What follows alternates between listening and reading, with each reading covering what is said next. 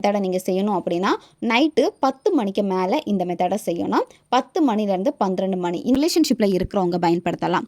One side லவ்வில் இருக்கிறவங்க பயன்படுத்தலாம். கணவன் மனைவிக்கு இடையில் பிரச்சனை இருக்குது, பிரிஞ்சிருக்கீங்க அப்படின்னா ஒன்று சேர்றதுக்காக உங்களுடைய தாட் அவங்களுக்கு வரணும்னு நினைக்கிறப்ப இதை நீங்கள் செய்யலாம். இந்த மாதிரி ரிலேஷன்ஷிப்பில் இருக்கிறவங்க பயன்படுத்திக்கோங்க. இருக்காது, நீங்கள் கையில் அவங்களுடைய ஃபோட்டோ வச்சுக்கோங்க. கொஞ்சம் நேரம் அவங்களுடைய புருவத்தையே பாருங்கள்.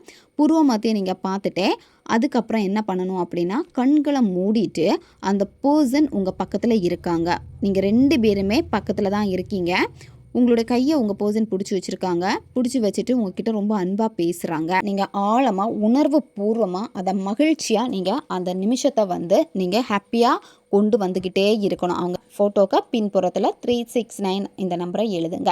நீங்கள் மனசார உணர்வு பூர்வமாக நீங்கள் உள் உணர்வில் இருந்த அந்த நன்றியை நீங்கள் தெரிவிக்கணும். தெரிவிச்சுட்டு உங்கள் நபருக்கும் மனசார நன்றியை தெரிவிங்க. உங்கள் பர்சனும் உங்கள் கூட தான் இருக்காங்க, திருப்பி உங்கள் லைஃப்பில் வந்திருக்காங்க அப்படின்னு மனசார நன்றியை தெரிவிச்சுட்டு இந்த ஃபோட்டோவை என்ன பண்ணணும் அப்படின்னா நீங்கள் தூங்க போகிறப்போ உங்கள் பில்லோ கடியில் வச்சுட்டு நீங்கள் தூங்குங்க. பேப்பராக இருந்துச்சுனாலும் பில்லோ கடியில் வச்சுட்டு தூங்குங்க.